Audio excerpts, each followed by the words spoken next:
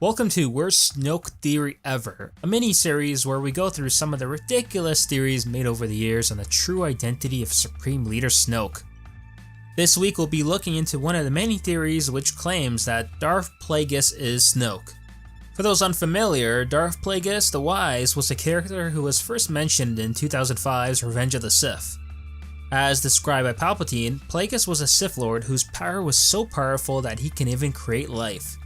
Palpatine goes on to explain to Anakin that Plagueis met an untimely end at the hand of his apprentice, who killed him in his sleep.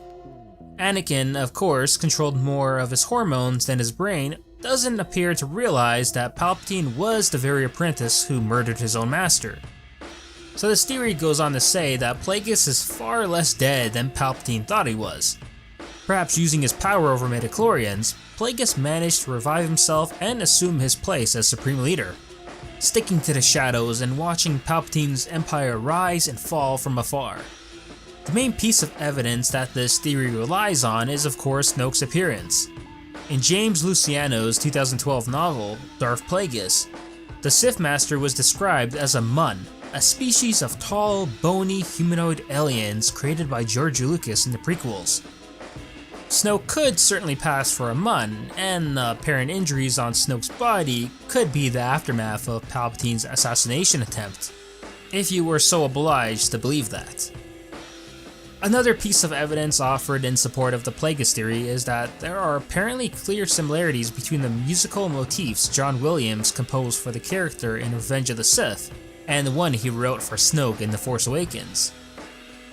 Finally, the third piece of evidence links back to Rey.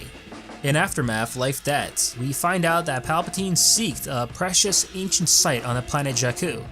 Fans of this theory believe that the structure was essentially Plagueis' tomb, or a facility to contain him and perhaps perform experiments on him. So where does Rey fit in all this?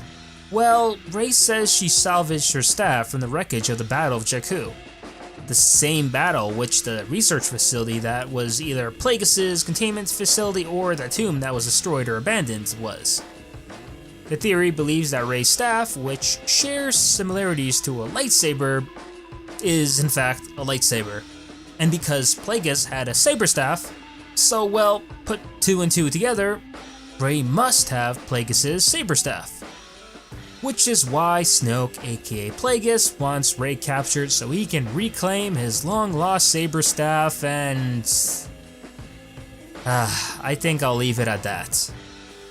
So what do you guys think about the Snoke theory? Do you agree or disagree with it and why? And is this the worst Snoke theory ever? Let me know in the comments down below, and if you haven't already done so yet, subscribe to the channel for more crazy Snoke theories and other Star Wars goodness. As always, I'll see you guys on the next one.